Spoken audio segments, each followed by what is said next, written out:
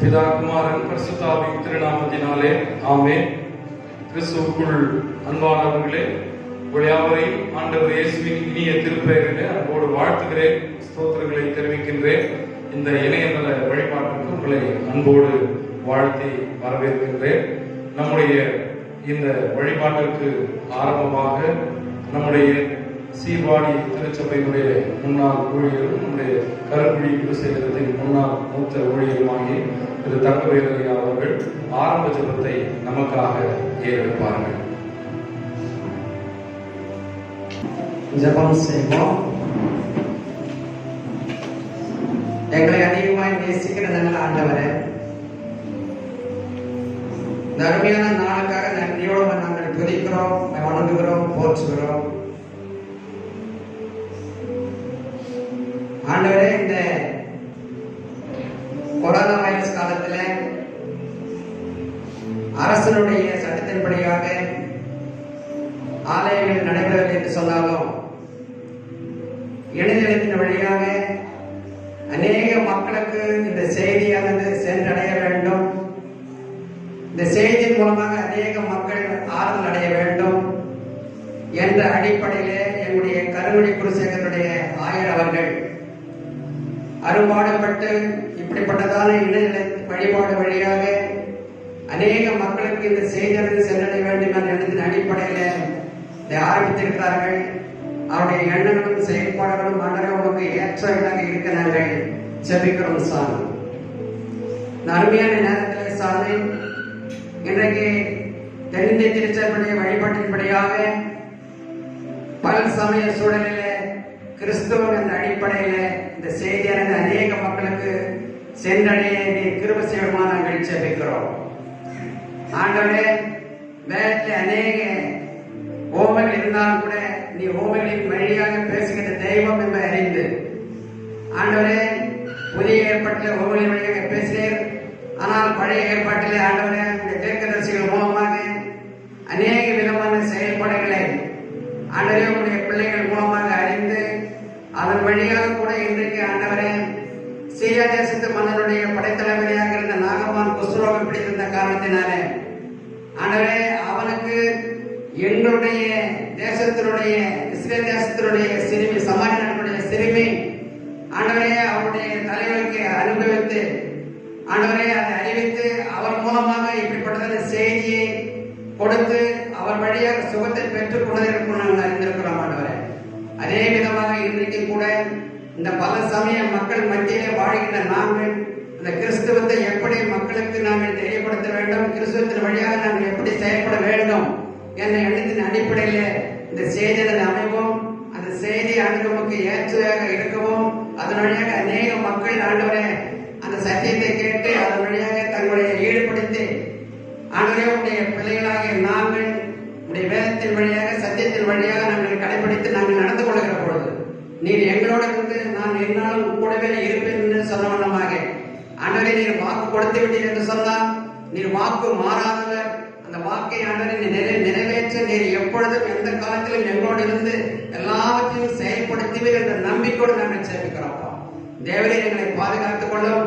இந்த இணையதள வழிபாட்டின் மூலமாக உடைய கிருபையும் இறக்கமும் ஆண்டவரை எங்கள் ஒவ்வொருவரையும் இந்த கிராமத்து மக்களையும் திருச்சபை மக்களையும் ஆண்டவரை அதே விதமாக உலகத்தில் உள்ள எல்லா மக்களையும் கிருபையாக சூழ்ந்து அவளை பாதுகாத்துக் கொள்ளவும் ஆண்டவரே இந்த செய்தியான அநேக மக்களுக்கு நல்ல செய்தியாக அமையும். இது நற்செய்தி சொல்லுகிற காலம் என்பதை அறிந்து ஆண்டவரே இந்த பிள்ளைகள் அந்த செய்தியை கேட்டு அதன் வழியாக தன்னை ஆறுதல்படுத்திக் கொள்ளவும் கூடிய சீக்கிரத்தில் அரசாங்கமான ஆண்டவரே இந்த ஆலயங்கள் எல்லாம் திறக்கப்பட உதவி செய்யவும் ஆண்டவரே அவருடைய செவிகளை ஆண்டவரை நீதியாக திறந்து ஆண்டவரையப்பா உடைய கிருபினாலே மூடி மக்கள் வச்சிருக்கிறோம்.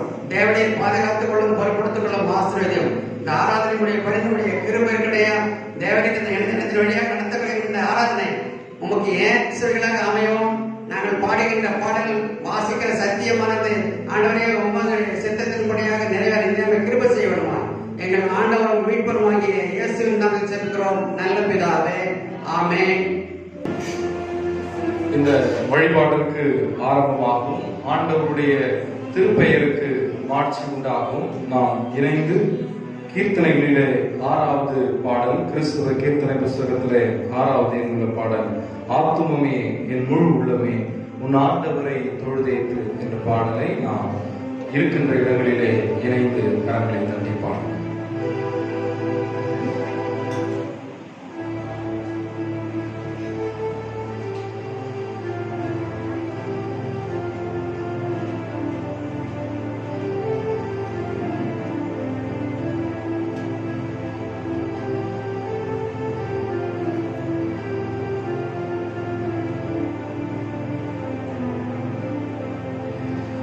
ஆத்துமமே என் முழு உள்ளமே உன் ஆண்டவரை தொழுதேத்து நாள் வரை அன்புடன் காதலித்து உன் ஆண்டவரை தொழுதேத்து போதிலும் வானோ முகலத்துள்ள சாக்குத கரிய தன்மையுள்ள போதிலும் வானோ முகலத்துள்ள சாக்குத கரிய தன்மையுள்ள ஆத்துமமே என் முழு உள்ளமே உன் ஆண்டவரை தொழுதேத்து நாள் வரை அன்புடன்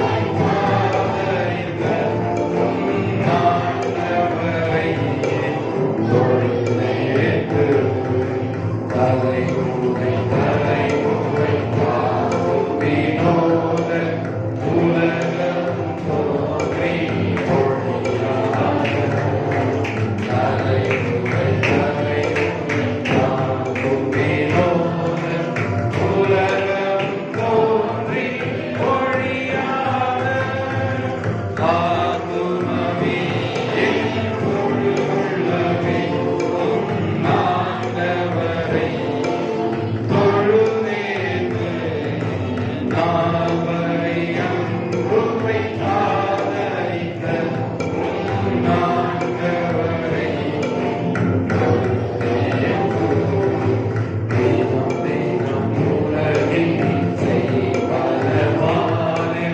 வினை பொறுத்தருளும் மேலான தினம் தினம் உலகில் செய்வனவான வினை பொறுத்தருளும் மேலான ஆத்துமமே என் முழு உள்ளமே உன் ஆண்டவரை தொழுதேத்து நாள் வரை அன்புமை காதலித்த உன் ஆண்டவரை தொழுதேத்து வாதையும் துன்பம் மாற்றியனந்த போதரும் தயசை தந்த வாதையும் துன்பம் மாற்றியனந்த போதரும் தயசை தந்த ஆத்துமமே என் முழு உள்ளமே உன் ஆண்டவரை தொழுதேத்து நாள் வரை அன்புமை காதலித்த உன் ஆண்டவரை தொழுதேத்து ஊற்றுடன் இறங்கி உரிமை பாராட்டும் ஊற்றும் கிருபை நான் முடிசூட்டும் ஊற்றுடன் இறங்கி உரிமை பாராட்டும் ஊற்றும் கிருபை நான் முடிசூட்டும் ஆத்துமமே என் முழு உள்ளமே உன் ஆண்டவரை தொழுதேத்து நாள் வரை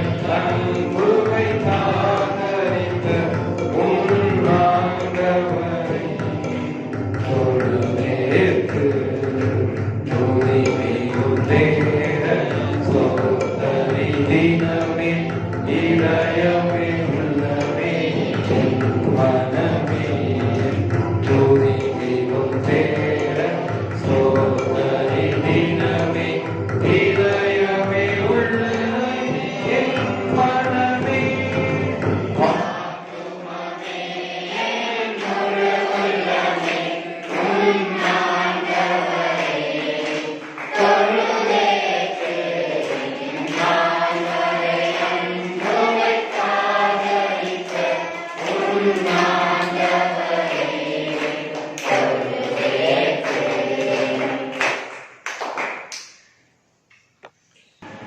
இந்த நாளுக்கான திருமறை பாடங்களை நாம் படிக்க கேட்போம்.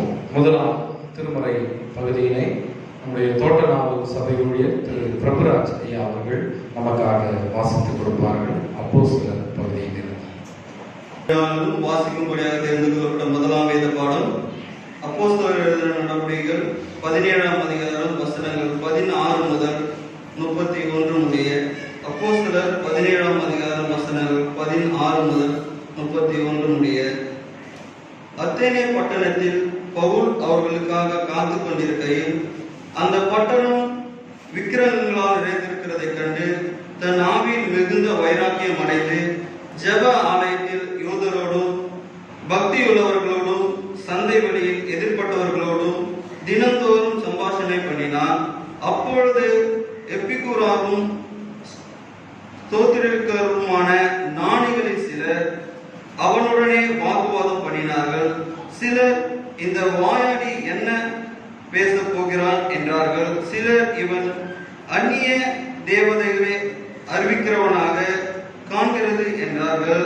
அவன் இயேசுவையும் உயிர்த்தெழுதலையும் அவர்களுக்கு பிரசங்கித்தபடியினாலே அப்படி சொன்னார்கள். அவர்கள் அவனை மாஸ் மேடைக்கு அழைத்துக் கொண்டு போய், நீ சொல்லுகிற புதிதான உபதேசம் இன்னதென்று நாங்கள் அறியலாமா? நூதனமான காரியங்கள் எங்கள் காதுகள் கேட்க பண்ணுகிறாய். அவைகளின் கருத்து இன்னதென்று அறிய மனதாய் இருக்கிறோம் என்றார்கள். அந்த அத்தேனா பட்டணத்தோர் எல்லோரும் அங்கே தங்குகிற அந்நியரும் நவமான காரியங்களை சொல்லுகிறதிலும் கேட்கிறதிலும் ஒழிய வேறொன்றிலும் பொழுது போக்குகிறதில்லை. அப்பொழுது பவுல் மாஸ் மேடையின் நடுவிலே நின்று, அத்தேனரே, எந்த விஷயத்திலும் நீங்கள் மிகுந்த தேவ பக்தியுள்ளவர்கள் என்று காண்கின்றேன். எப்படி என்றால், நான் சுற்றி திரிந்து உங்கள் ஆராதனைக்குரியவர்களை கவனித்து பார்த்த பொழுது அறியப்படாத தேவனுக்கு என்று எழுதியிருக்கிற ஒரு பலிபீடத்தை கண்டேன். நீங்கள் அறியாமல் ஆராதிக்கிற அவரையே நான் உங்களுக்கு அறிவிக்கிறேன். உலகத்தையும் அதில் உள்ள யாவற்றையும் உண்டாக்கின தேவனானவர் வானத்திற்கும் பூமிக்கும் ஆண்டவராய் இருக்கிறபடியால் கைகளினால் கட்டப்பட்ட கோவில்களில் அவர் வாசம் பண்ணுகிறதில்லை. எல்லாருக்கும் ஜீவனை சுவாசத்தையும் சகலத்தையும் கொடுக்கிற அவர் தமக்கு யாதொன்று தேவையானது போல மனுஷர் கைகளால் பணிவிடை கொள்ளுகிறதும் இல்லை. மனுஷர் ஜாதியான சகல ஜனங்களையும் அவர் ஒரே இரத்தத்தினாலே தோன்ற பண்ணி பூமியின் மீதெங்கும் குடியிருக்க செய்து முன் தீர்மானிக்கப்பட்ட காலங்களையும் அவர்கள் குடியிருப்பின் எல்லைகளையும் குறித்திருக்கிறார். கர்த்தராகிய தம்மை அவர்கள் தடவி ஆகிலும் கண்டுபிடிக்கத்தக்க தம்மை தேடும்படிக்கு அப்படி செய்தார். அவர் நம்மில் ஒருவருக்கும் தூரமானவர் அல்லவே. ஏனெனில் அவருக்குள் நாம் பிழைத்திருக்கிறோம், அசைகிறோம், இருக்கிறோம். அப்படியே உங்கள் புலவர்களிலும் சிலர் நாம் அவருடைய சந்ததியார் என்று சொல்லி இருக்கிறார்கள். நாம் தேவனுடைய சந்ததியாராய் இருக்க மனுஷருடைய சித்திர வேலையானாலும் புத்தியானாலும் உருவாக்கின பொன் வெள்ளி கல் இவைகளுக்கு தெய்வம் ஒப்பாய் இருக்கும் என்று நாம் நினைக்கலாகாது. அறியாமையில் உள்ள காலங்களை தேவன் காணாதவர் போலிருந்தார். இப்பொழுதோ மனம் திரும்ப வேண்டும் என்று எங்குமுள்ள மனுஷர் எல்லோருக்கும் கட்டளையிடுகிறார். மேலும் ஒரு நாளை குறித்திருக்கிறார். அதிலே அவர் தாம் நியமித்த மனுஷனை கொண்டு பூலோகத்தை நீதியாய் நியாயம் தீர்ப்பார். அந்த மனுஷனை மருத்துவரிலிருந்து எழுப்பினதினாலே அதன் நிச்சயத்தை எல்லோருக்கும் விளங்க பண்ணினார் என்றார். வாசிக்கும்படியாக தெரிந்து கொள்ளப்பட்ட முதலாம் வேத பாடம் வாசல் உண்டாயிற்று. இந்த நாளுக்கான நற்செய்தி பாடத்தை நாம் படிக்க கேட்போம். அது நம்முடைய சீர்காழி திருச்சபையுடைய சபை ஊழியர் திரு தினகரன் ஐயா அவர்கள் நமக்கு வந்து வாசித்துக் கொடுப்பார்கள். வாசிக்க வேண்டிய நற்செய்தி வேத பாடம் மத்தேயு 13ஆம் அதிகாரம் வசனங்கள் 31 முதல் 33 முடிய. மத்தேயு 13ஆம் அதிகாரம் வசனங்கள் 31 முதல். இயேசு அவர்களுக்கு எடுத்துரைத்த வேறு ஒரு உவமை, ஒருவர் கடுகு விதையை எடுத்து தம் வயலில் விதைத்தார். அவ்விதை எல்லா விதையும் விட சிறியது. ஆனாலும் அது வளரும் போது மற்ற எல்லா செடிகளை விட பெரியதாகும். வானத்து பறவைகள் அதன் கிளைகளில் வந்து தங்கும் அளவு பெரிய மரமாகும். விண்ணரசு இக்கடுகு விதைக்கு ஒப்பாகும். அவர்களுக்கு கூறிய வேறு ஓர் ஊமை. பெண் ஒருவர் புளிப்பு மாவை எடுத்து 3 மரக்கால் மாவில் பிசைந்து வைத்தார். மாவு முழுவதும் புளிப்பேறியது. விண்ணரசு புளிப்பு மாவுக்கு ஒப்பாகும் என்பதை வாசிக்க வேண்டிய எழுதுபாடு உண்டாயிற்று. கிறிஸ்துவ வேண்டதாக. ஆமென். ஜெபம் செய்வோம். அன்பும் அருளும் இரக்கமும் நிறைந்த நல்ல ஆண்டவரே, இப்பொழுதும் திரு வார்த்தைகளை தியானிக்கவிருக்கிறோம். தேவரீர் எங்களை பரிசுத்தப்படுத்தும், ஆற்றல் படுத்தும். உடைய வார்த்தைகளின் வழியாக நீர் எங்களோடு பேசும், நாங்கள் கேட்கிறோம். அன்பின் ஆண்டு பேசும்படி வேண்டுகிறோம். அன்பு நிறைந்த கடவுளே, ஆமென். அன்புக்குரியவர்களே, உங்கள் யாவரையும் ஆண்டவர் இயேசுவின் இனிய திருப்பெயர்களே அன்போடு வாழ்த்துகிறேன். எனது ஸ்தோத்திரங்களை அன்போடு தெரிவித்துக் கொள்கின்றேன். சிறப்பாக உங்கள் அனைவரையும் இந்த இணையதள வழிபாட்டிற்கு அன்போடு வாழ்த்தி வரவேற்கின்றேன். கடவுள் மீண்டும் ஒரு முறை இந்த இணையதள வழிபாட்டிலே உங்களோடு கூட இணைந்து ஆண்டவரை வழிபடவும் அவருடைய வார்த்தைகளை பகிர்ந்து கொள்ளவும் எனக்கு கொடுத்த அருளுக்காக நான் ஆண்டவருக்கு நன்றி சொல்கிறேன். அதோடு வெகு விரைவாக நாம் அனைவரும் இணைந்து ஆலயத்தில் அமர்ந்து எந்த தடையின்றி ஆண்டவரை வழிபடுகின்ற அந்த நாளுக்காக ஆண்டவரை நோக்கி நான் மன்றாடுகின்றேன். கடவுள் வெகு சீக்கிரத்திலே நமக்கு அப்படிப்பட்ட சூழல்களை தந்து ஆண்டவரை வழிபடவும் ஆலயத்தில் அமர்ந்து அவரை துதிக்கவும் உண்டான சூழ்நிலையை நமக்கு தந்தருள்வாராக. சிறப்பாக அன்புக்குரியவர்களே, இந்த கொரோனா தொற்று அச்சம் ஒருபுறம் நம்மை அச்சுறுத்தி கொண்டிருக்கிற இந்த நேரத்திலே ஊரடங்கு பிரச்சனைகள் ஒருபுறம் நமக்கு பல்வேறு சவாலான சூழல்களை தந்து கொண்டிருக்கிற இந்த நேரத்திலே கடவுள் நம் ஒவ்வொருவருக்கும் இதுகாலம் கொடுத்து வருகிற நல்ல உடல் பலத்துக்காக சுகத்துக்காக ஆண்டவருக்கு நாம் நன்றி சொல்லுவோம். இந்த கொரோனா தொற்று அச்சத்தினாலும் ஊரடங்கு பிரச்சனைகளினாலும் பாதிக்கப்பட்டிருக்கிற அநேக பிள்ளைகளுக்காக நாம் ஜெபிக்கவும் இன்றைக்கு கடமைப்பட்டிருக்கிறோம் என்பதை உங்களுக்கு நான் அன்போடு நினைவுபடுத்த விரும்புகிறேன். வாழ்வு இழந்தவர்கள், வீடு இழந்தவர்கள், தங்களுடைய வருமானங்களை இழந்தவர்கள் என்று அநேக விதமான மக்கள் இன்றைக்கு இந்த சமூகத்திலே அல்லல்பட்டுக் கொண்டிருக்கின்றனர். அவருடைய அல்லல்களை எல்லாம், அவருடைய துன்பங்களை எல்லாம் ஆண்டவர் நீக்க வேண்டும் என்பதற்காக நாம் ஆண்டவரை நோக்கி மன்றாடவும் கடமைப்பட்டிருக்கிறோம் என்பதை இன்றைக்கு நான் அன்போடு உங்களுக்கு நினைவுபடுத்த விரும்புகிறேன். அன்புக்குரியவர்களே, இன்றைக்கு நமக்கு சிந்திக்கும்படியாக நம்முடைய தென்னிந்திய திருச்சபையின் வழியாக கொடுக்கப்பட்டிருக்கிற தலைப்பு பல்சமய சூழலில் கிறிஸ்தவ இருப்பு, Christian presence in the multi faith society. பல்சமய சூழலிலே கிறிஸ்தவ இருப்பு நிலை. அன்புக்குரியவர்களே, நாம் வாழ்கின்ற இந்த சமூகம், குறிப்பாக நம்முடைய இந்திய நாடு என்பது பல சமயங்களை வழிபடுகின்ற மக்களை கொண்டிருக்கின்ற நாடு. நாம் வாழ்கின்ற நம்முடைய கிராமமாக இருந்தாலும் சரி, நம்முடைய சமூகமாக இருந்தாலும் சரி, நாம் மட்டுமே கிறிஸ்தவர்கள் மட்டுமே வாழவில்லை. நம்மை சுற்றிலும் பல்வேறு சமயம் சார்ந்த பல்வேறு நம்பிக்கை கொண்ட மக்கள் வாழ்கிறார்கள். இந்த பல்வேறு நம்பிக்கை கொண்ட மக்கள் நடுவிலே நாம் வாழ்கிற பொழுது கிறிஸ்தவராக, ஆண்டவர் இயேசுவினுடைய சீடர்களாக நம்முடைய பொறுப்பு என்ன, அல்லது நம்முடைய வாழ்க்கை முறை எவ்வாறு இருக்க வேண்டும் என்பதை பல நேரங்களிலே நாம் மறந்து போகிறோம். குறிப்பாக நமக்கு சில நேரங்களிலே ஒரு விதமான மேட்டிமையான மனநிலை வந்து விடுகிறது. என்னவென்று சொன்னால், இந்த சமூகத்திலே நாங்கள் தான் பெரியவர்கள், அல்லது எங்களுடைய சமயம் தான் பெரியது, அல்லது எங்களுடைய கடவுள் தான் பெரியவர், எங்களுடைய சமயம் தான் இருப்பதிலேயே புனிதமானது, மற்றவர்கள் எல்லாம் புனிதமற்றவர்கள் என்கின்ற போக்கு இன்றைக்கு சமூகத்திலே மக்களிடையே நல்லிணக்கத்தை சீர்குலைப்பதாக இருக்கிறது. நம்முடைய நம்பிக்கை என்பது வேறு, நட்பு உறவு வாழ்வது என்பது வேறு. இன்றைக்கு சமயம் சார்ந்து மக்கள் துண்டாடப்படுகிறார்கள். குறிப்பாக நமது இந்திய நாட்டில் துண்டாடப்படுகிறார்கள் என்று சொன்னால் அது மிகையாகாது.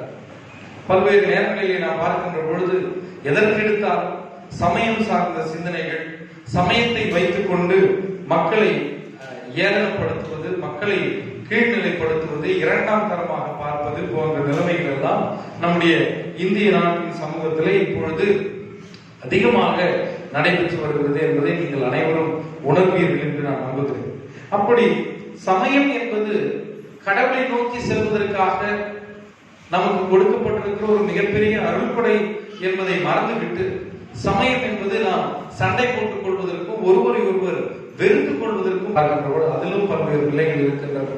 வயல்களிலே இதற்கு மத்தேயு 13ஆம் அதிகாரத்திலே வயலிலே விதைத்த கலை ஊமை அதற்கு முன்னதாக குறிப்பிடப்பட்டிருக்கிறது. வயலிலே தோன்றிய கலை ஊமை, விதைப்பவர் ஊமை, இப்படி நிறைய பெரிய ஊமைகள் இருக்கின்றன. அதிலே மிக சிறிய ஊமைகள் இந்த 2 ஊமைகள். ஒன்று கடுகு விதை ஊமை, இரண்டாவது புளிப்பு மாவு ஊமை, புளித்த மாவு ஊமை. இந்த 2 ஊமைகளுமே விண்ணரசின் ஊமைகள். ஊமைகள் என்றால் எடுத்துக்காட்டுகள் அல்லது அதை வைத்து நாம் புரிந்து கொள்வது பேரபிள். கடுகு விதை ஊமை, புளித்த மாவு ஊமை. ஆண்டவர் இயேசு கிறிஸ்து முதலாவது கடுகு விதை ஊமையை பற்றி சொல்கிறார். இந்த கடுகு விதை என்பதை நாம் விண்ணரசுக்கு, இறை அரசுக்கு ஒப்பிடலாம். இந்த கடுகு விதை எப்படி இருக்கிறது என்று சொன்னால் ரொம்ப சிறிய கடுகு விதை என்றால் நம்ம ஊர்ல நீங்க நினைக்கலாம், இங்க கடுகு விதை விதைக்கப்படுகிறது, மரமாகிறது என்று அங்கு சொல்லப்பட்டிருக்கிறது. அந்த கடுகு மரத்திலே பறவைகள் அமர்கின்றன என்று சொல்லப்பட்டிருக்கிறது. நாம நம்ம ஊர்ல இருக்கிற கடுகு செடியை மனதிலே கொள்ளக்கூடாது. நம்ம ஊர்ல இருக்கிற கடுகு என்பது செடி அளவிலே இருப்பது. ஆனால் இந்த இஸ்ரவேல் நாட்டில் இருக்கின்ற இந்த கடுகு என்பது மர வகையை சார்ந்தது, பெரிய மரமாகக்கூடிய ஒன்று என்பதை நாம் புரிந்து கொள்ள அழைக்கப்படுகிறோம். ஆனால் அதனுடைய விதையும் நாம் பார்க்கின்ற கடுகு போன்றிருக்கிறது. கடுகு விதை என்பது மிக மிக சிறியது.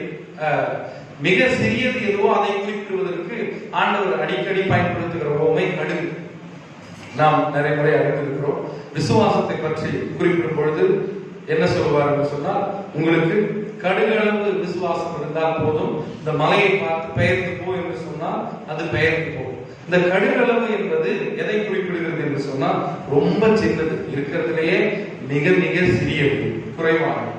இந்த விண்ணரசு கூட, பரலோக ராஜ்யம் கூட அப்படிப்பட்ட அல்லது பரலோக ராஜ்யத்தினுடைய தத்துவங்கள் அல்லது தகவல்கள், அதனுடைய எண்ணங்களும் சிந்தனைகளும் ஒருவேளை மிக சிறிய அளவில் இருந்தாலும் கூட அது மிகப்பெரிய ஒன்றை தரக்கூடியது. இங்கு பார்த்தோம் என்று சொன்னால் சின்ன கடுகு விதை பெரிய மரமாகிறது. அந்த பெரிய மரத்திலே நிறைய பறவைகள் அமர்கின்றன. இதனுடைய தன்மைகளை நாம் பார்க்கின்ற பொழுது சிறியதை எப்பொழுதுமே நம்மால் பார்க்க முடியாது, இன்விசிபிள், உடனே பார்க்க முடியாது. கீழே ஒரே ஒரு கடுகு விதை இருக்குதுன்னா நிச்சயமா மண்ணில் அதை நம்மால் பார்க்க முடியாது. இரண்டாவது, இதுல இருக்கின்ற மிக முக்கியமான விஷயம் கான்ட்ராஸ்ட், வேறுபாடு. என்ன வேறுபாடு என்று சொன்னால், சிறிய விதை ஆனால் பெரிய மரம். நம்ம ஊர்ல கூட அப்படி நாம் புரிந்து கொள்ள வேண்டும் என்று சொன்னால், ஆலமரத்தினுடைய விதையை நாம் எடுத்துக்கொள்ளலாம். ஆலமரத்துல அந்த பழத்துக்குள்ள நிறைய சிறு சிறு விதைகள் இருக்கும். ஆனால் அந்த சிறு விதைக்குள்ளாக இருந்துதான் பெரிய ஆலமரம் வருகிறது. அப்படி நாம் புரிந்து கொள்ள வேண்டும் என்று சொன்னால், இந்த கடுகு விதையை அல்லது இந்த ஆலமர விதையை கூட நாம் புரிந்து கொள்ளலாம். நம்முடைய புரிதலுக்கு எளிதாக சிறிய விதையில் இருந்து பெரிய மரம் உருவாகும். இதுதான் நாம் புரிந்து கொள்ள வேண்டிய மிக முக்கியமான கருத்து.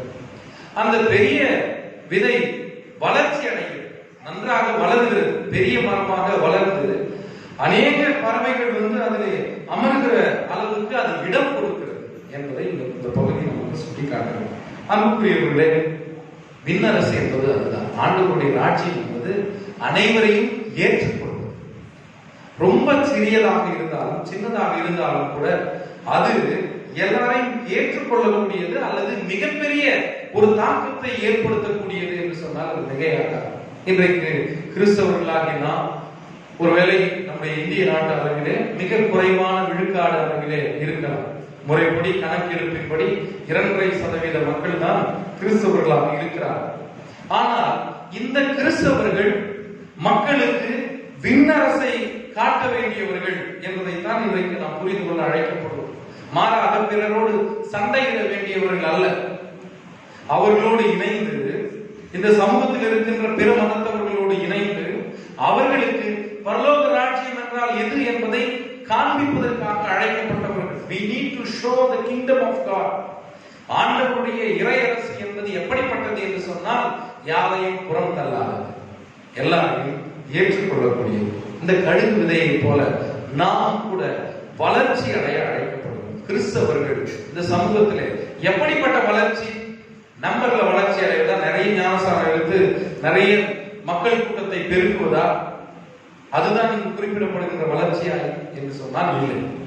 கடுகு விதை அளவு போதுமானது.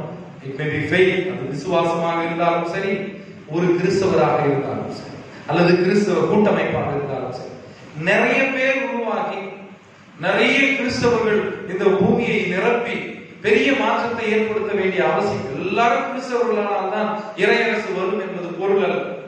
அன்புக்குரியவர்களே, இருக்கின்ற இந்த கிறிஸ்தவர்களால் இந்த சமூகத்திற்கு இறையரசை காண்பிக்க முடியும் என்கின்ற மிகப்பெரிய செய்தியை இந்த பகுதியில் இருந்து நாம் பெற்றுக்கொள்ள முடியும். நம்மாலே முடியும். We need to grow further. அதற்கு இந்த கடுகு விதை வளர்ச்சி அடைய வேண்டும். எப்பொழுது இந்த கடுகு விதை வளர்கிறதோ அப்பொழுதுதான் அது எல்லாரையும் அதிலே அமர வைக்க முடியும். எல்லா பறவைகளும், எந்த வேறுபாடும் இன்றி எல்லா பறவைகளும் வந்து அதிலே அமர முடியும். அப்படி இந்த கடுகு விதை வளர வேண்டும் என்று சொன்னால் முதலாவது அதை தன்னை மடிவதற்கு ஒப்புக் கொடுக்க வேண்டும். அது விதைக்கப்பட வேண்டும். It should be so. இந்த 13ஆம் அதிகாரத்திலே முழுவதுமாக நாம் பார்க்கின்ற பொழுது, மத்தேயு 13ஆம் அதிகாரத்திலே விதைக்கின்ற ஓமைகள் 3 இருக்கிறது. ஒன்று சாதாரணமாக விதைப்பவர்கள் ஓமை, வழியருகே விதைத்தது, நல்ல நிலத்தில் விதைக்கப்பட்டது, கற்பாங்கான இடத்தில் விதைக்கப்பட்டது, முற்கள் நடுவில் விதைக்கப்பட்டது என்று விதைப்பதை பற்றி சொல்லப்பட்டிருக்கு. அடுத்ததாக வயலிலே களைகள் விதைக்கப்பட்டன என்பதை பற்றி சொல்லப்பட்டிருக்கிறது. அடுத்து கடுகு விதை விதைக்கப்பட்டிருக்கிறது. இந்த விதைப்பது என்பது எதற்கு சமம் என்று சொன்னால், தன்னை மாற்றிக்கொள்வதற்கு, இந்த சமூகத்திலே பெரிய மாற்றத்தை கொண்டு வருவதற்கு நாம் கொடுக்கின்ற அர்ப்பணிப்பு அதற்கு சமமான.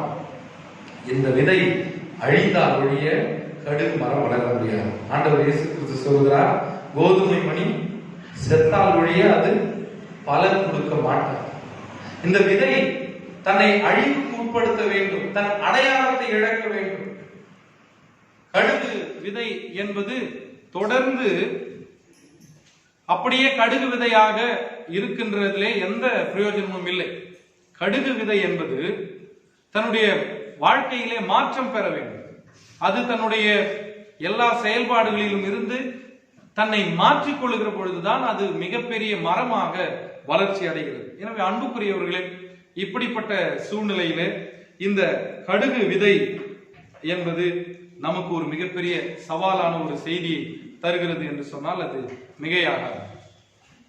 அடுத்ததாக ஆண்டவர் இயேசு கிறிஸ்து சொல்லுகின்ற ஓமை, இங்கு நமக்கு சொல்லுகின்ற ஓமை புளித்த மாவினுடைய ஓமை. அன்புக்குரியவர்களே, இங்கு இந்த புளித்த மாவை பற்றி பார்க்கின்ற பொழுது கூட அங்கு அழகாக சொல்லப்பட்டிருக்கிறது. 3 படி மரக்கால் மாவு அங்கு இருக்கிறது.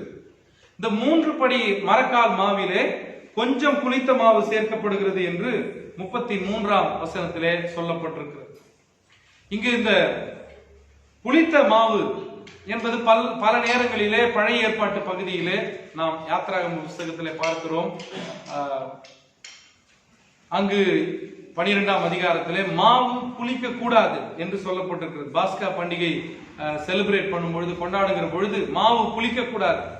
ஏனென்று சொன்னால் அது அவசரமான சூழ்நிலையை தருகின்ற ஒன்று. லேவியராகமத்திலும் சரி மற்ற இடங்களிலும் கடவுளுக்கு எப்பொழுதெல்லாம் பலி செலுத்தப்படுகிறதோ அப்பொழுதெல்லாம் மாவு புளிப்பு ஏறக்கூடாது. புளிக்காத மாவிலே புளிப்பற்ற அப்பம் சுடுகின்ற சூழ்நிலைகள் அங்கு குறிப்பிடப்பட்டிருக்கின்றது. ஆனால் இங்கு ஆண்டவர் இயேசு கிறிஸ்து இந்த புளித்த மாவை பாசிட்டிவாக, நேர்மறையாக சொல்லுகிறார். புளித்த மாவு என்றாலே எப்பொழுதுமே கரப்டட், அது மாறி போய்விட்டது, அது சரியில்லை என்று சொல்லுகின்ற ஒரு நிலைமைக்கு தான் பயன்படுத்தப்பட்டது. ஆனால் இங்கு ஆண்டவர் இயேசு கிறிஸ்து சொல்லுகின்ற இந்த புளித்த மாவு என்பது மிகப்பெரிய மாற்றத்தை கொண்டு வருகின்ற புளித்த மாவாக இங்கு நமக்கு சுட்டி காட்டப்படுகிறது என்று சொன்னால் அது மிகையாக.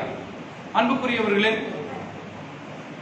தொடர்ந்து நாம் இந்த புளித்த மாவை குறித்து பார்க்கின்ற பொழுது, இந்த புளித்த மாவு என்பது இந்த 3 மரக்கால் மாவு மிகப்பெரிய அளவினை மாற்றம் செய்கிறது. இந்த 3 மரக்கால் மாவு என்பது எதை குறிப்பிடுகிறது என்று சொன்னால், 100 பேருக்கு ஒரே நேரத்தில் உணவு சமைக்கின்ற அளவுதான் இந்த 100 மரக்கால் மாவு.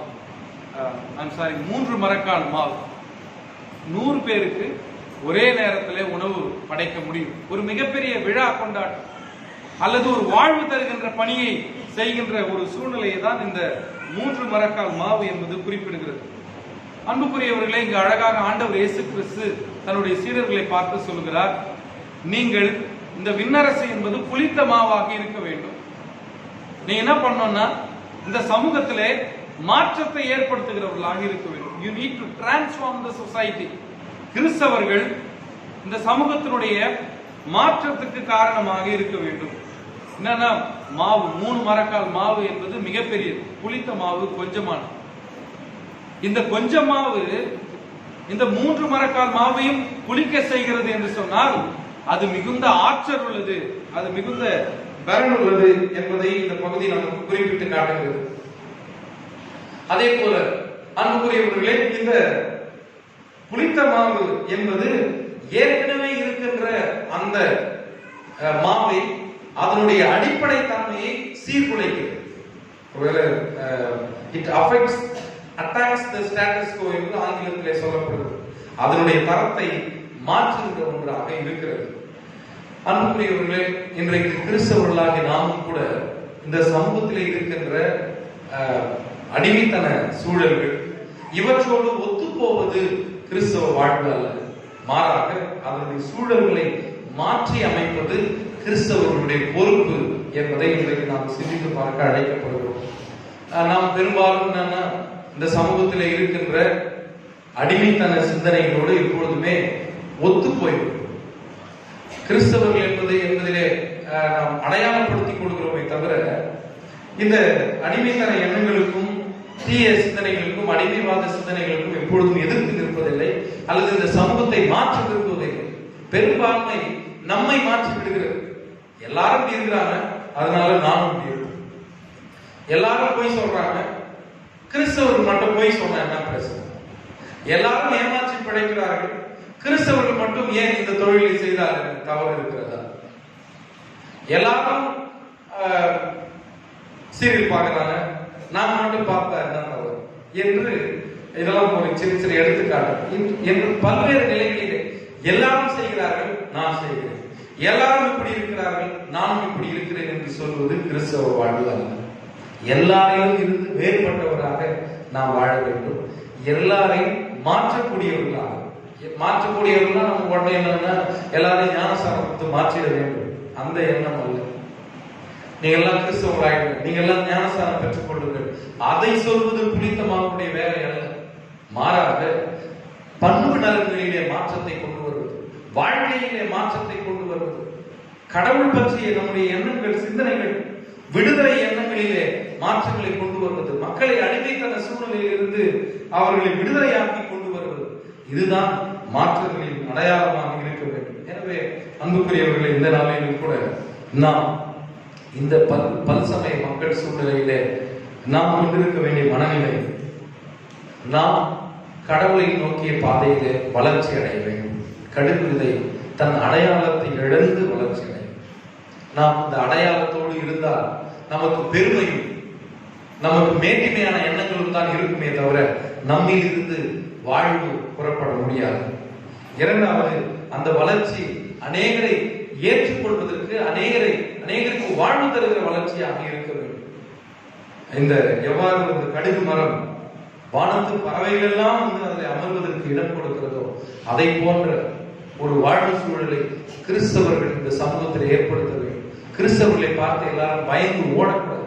ஐயோ, கிறிஸ்தவர்கள் வந்து விட்டார்களா, நம்மை மதம் மாற்றி விடுவார்கள் என்று நினைக்க கூடாது. மாறாக கிறிஸ்தவர்கள் வருகிற பொழுது நம் வாழ்விலே மாற்றம் ஏற்படும், நமக்கு வாழ்வு வரும் என்கின்ற எண்ணம் தான் இந்த சமூகத்தில் இருக்கிற மக்களுக்கு ஏற்பட வேண்டுமே தவிர நம் மீது வெறுப்பு ஏற்படக்கூடாது.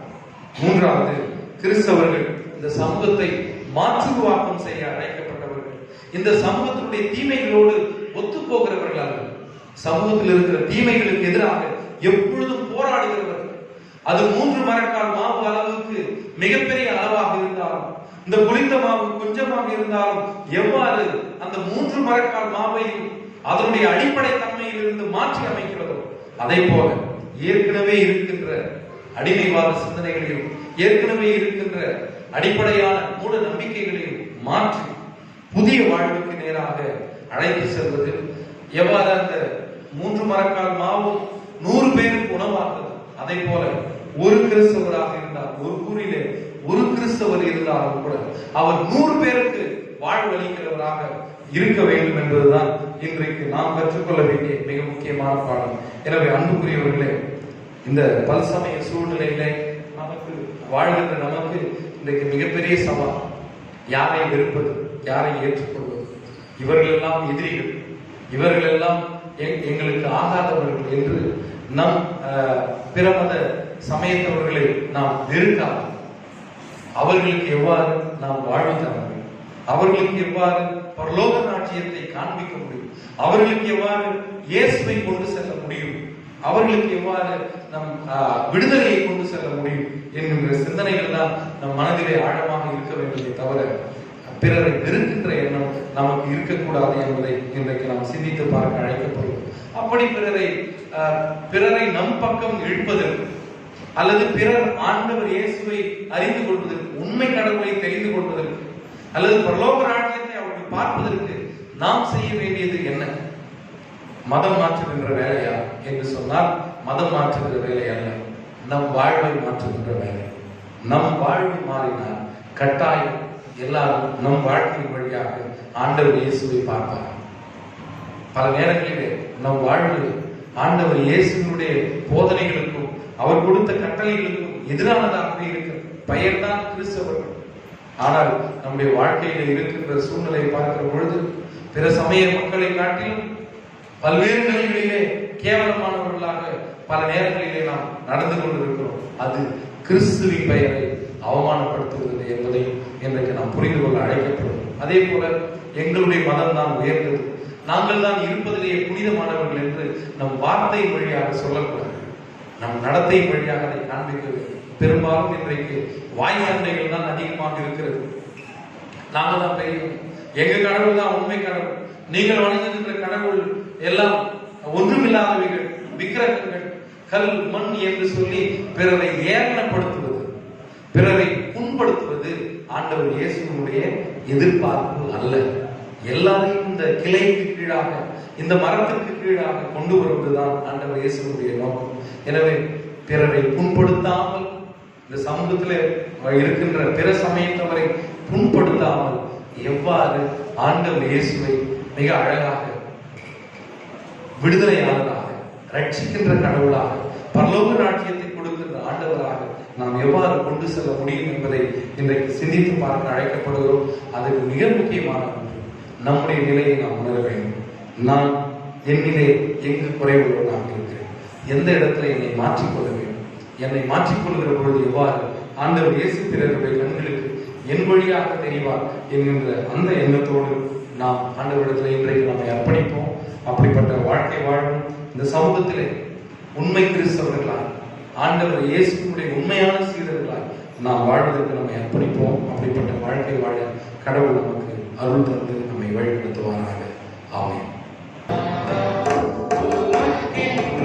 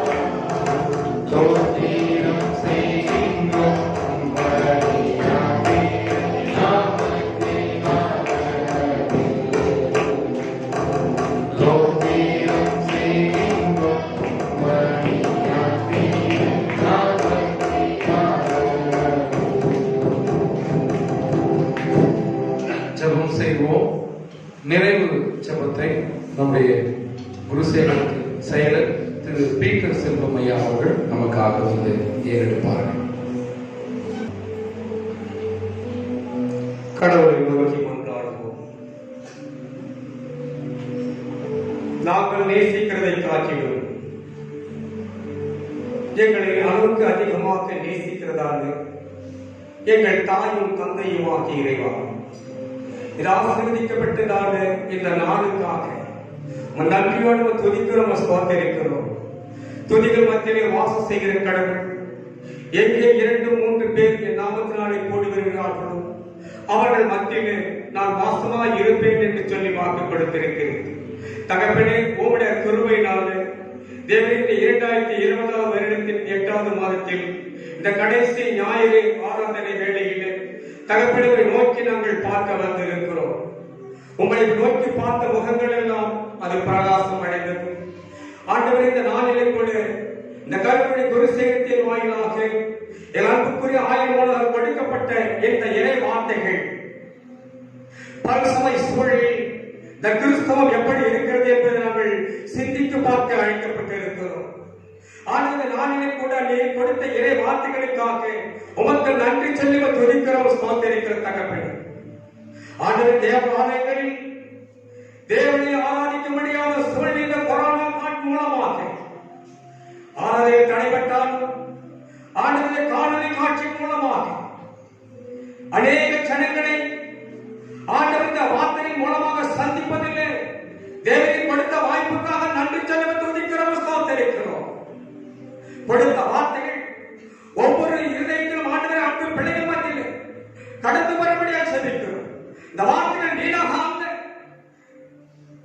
30, 100 இந்த ஜனங்கள் மத்தியில் பலன் தரட்டும்.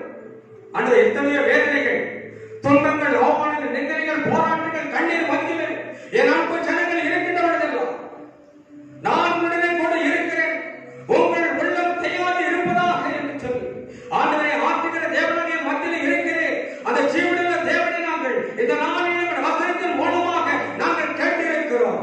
ஆண்டவர் உமைகள் மூலமாக ஆண்டவர் அருள் வார்த்தைகள் ஆண்டவர் ஜனங்களுக்கு பகிரப்பட்டது. இதோ வார்த்தை ஒரு கடுகு விதைக்கு அது ஒப்பா இருக்கிறது. ஓமையினால் திருமணம் பற்றினேன். அந்த நிலத்தில் எடுத்து விதைக்கின்றவன் அது வளர்ந்து பெரிய மரமாய் அதில் ஏராளமான பறவைகள் வந்து தகுந்த ஆண்டவரை இடமாக அது மரமாக மாற்றப்பட்டது. அப்படித்தான் உங்களுடைய அருள் வார்த்தைகள் எங்கள் உள்ளத்தில் விதைக்கின்ற பொழுது அது வளர்ந்து பெரிதாக அதை காணப்பட்டு கர்த்தருடைய மகிமையில் ஆண்டவருடைய அடைக்கலத்தில் நாங்கள் இருக்கிறோம் என்ற நம்பிக்கையோடு இந்த வார்த்தைகளை ஆண்டவர் நாங்கள் உறுதியோடு ஏற்றுக்கொண்டு தனாதை ஏற்படுத்தமைக்காக நன்றி சொல்லி துதிக்கிறவையா. தகப்பனே, இந்த நாளுக்கு நன்மைகளால் எங்களை நிரப்பியவரும் வந்திருக்கின்ற ஒவ்வொரு பிள்ளைகளையும் ஆண்டவர் இந்த காணொலி காட்சியின் மூலமாக இறை வார்த்தைகளை கேட்டு வருகிற ஒவ்வொரு பிள்ளைகள் மத்தியிலும் ஒவ்வொரு ஆண்டவரை இறை மக்கள் மத்தியிலும் உங்களுடைய தெய்வீக பிரசன்னம் இருக்கபடியாய் செபிக்கிறோம்.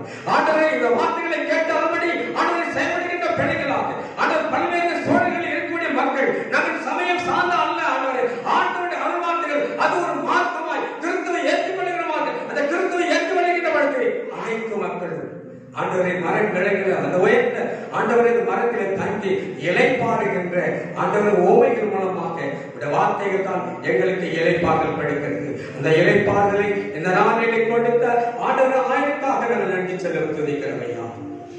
ஆண்டவர் இந்த நாளிலே கூட ஆண்டவரே இந்த தீர்மானி திருச்சபையில ஆண்டவரை ஏறெடுக்கின்ற ஆண்டவர் ஒவ்வொரு ஜபங்களையும் ஆண்டவரை கொடுத்த இறைவார்த்தைகளையும் இந்த அன்பு சடங்கு குறிசேர்த்து அனைத்து மக்களும் ஆண்டவரை பெற்றுக்கொண்டே ஆண்டவரை தேவனுடைய நாமத்துக்கு மகிமையாக கர்த்தர் எங்களோடு இருக்கிறார். நாங்கள் அசைக்கப்பட முடியாது. அவர்கள் கண்ணீரை கண்டிருக்கிறவர் அந்த கண்ணீருக்கு பதில் படிக்கிறவர் என்ற நாளில் அப்படித்தான் உடைய வார்த்தைகள் ஜனங்கள் மத்தியிலே கடந்து சென்று கொண்டிருக்கிறதுக்காய் நன்றி செலுத்திருக்கிறோம். இந்த வார்த்தைகளை ஏற்றுக்கொண்ட அனைத்து பிள்ளைகளையும் குடும்பமாக நிறைவாக குழந்தைகள் வாலிபர் முதியவர் அனைவரும் கருத்தில் பேப்பர ஆசீர்வதிக்கும்படியாய் நேரத்தில் கொண்டாடி செபிக்கிறோம். அடுத்த நாளை கொடுத்த இறைவார்த்தைகளை கேட்டு அதன்படி நாங்கள் செயல்படுத்த நம்மளே உதவி செய்யும். அன்றைய துதி கணவன் எல்லாம் உன் ஒருவருக்கு கர்த்தருமாகி இயேசு கிறிஸ்துவின் நாமத்தில் தாழ்மையோடு ஜெபிக்கிறோம். ஜெபம் கேளுங்கள் ஜீவனுள்ள நல்ல பிதாவே, ஆமென். நமது ஆண்டவராகிய இயேசு கிறிஸ்துவின் கிருபையும் நமக்கு எப்பொழுதும் தாயும் தந்தையுமாயிருக்கின்ற கடவுளின் அன்பும் தூய் ஆவியானவரின் நிறைவான வழிநடத்துதலும் பாதுகாப்பும் பராமரிப்பும் ஆற்றலும் பெறும் நம் அனைவரோடும் இப்பொழுதும் எப்பொழுதும் நிறைவாய் தங்கியிருப்பதாக. ஆமென். சேர்ந்து சொல்லுவோம். என் ஆத்மாவே கர்த்தரை ஸ்தோத்திரி, முழு உலகமே பரிசுத்த நாமத்தை ஸ்தோத்திரி. என் ஆத்மாவே கர்த்தரை ஸ்தோத்திரி, கர்த்தர் செய்த சகல உபகாரங்களையும் மறவாதே. ஆமென். கர்த்தர் உங்களோடு இருப்பாராக. ஆண்டவருடைய சமாதானத்தோடு நாம் நிறைவாய் தங்கியிருப்போம். கர்த்தருடைய நாமத்தினாலே. ஆமென். அனைவருக்கும் ஸ்தோத்திரம். அன்புக்குரியவர்களே, இந்த நாளிலும் நம்முடைய இந்த இணையதள வழிபாட்டை பதிவு செய்வதற்கு நமக்கு உதவியாக இருந்த சீர்வாழி திருச்சபை மக்களுக்கு நம்முடைய குருசேகரத்தின் சார்பாக நமது நன்றியை அன்போடு கூட தெரிவித்துக் கொள்கிறோம். ஒழுங்கு செய்த சபை ஊழியர் திரு தினகரன் ஐயா அவர்களுக்கும் அவரோடு கூட இணைந்து பணியாற்றின திருச்சபை மூப்பர், திருச்சபையினுடைய கமிட்டி அங்கத்தினர், திருச்சபையின் பெரியவர்கள், இசைக்கருவி வாசித்துக் கொடுத்த அன்பு தம்பிகள் மற்றும் அனைவருக்கும் இந்த நாளிலே நமது நன்றிகளை அன்போடு கூட தெரிவித்துக் கொள்கிறோம். ஆண்டவர் தாமே நம் அனைவரையும் தொடர்ந்து நிறைவாய் ஆசீர்வதிப்பாராக. ஆமென்.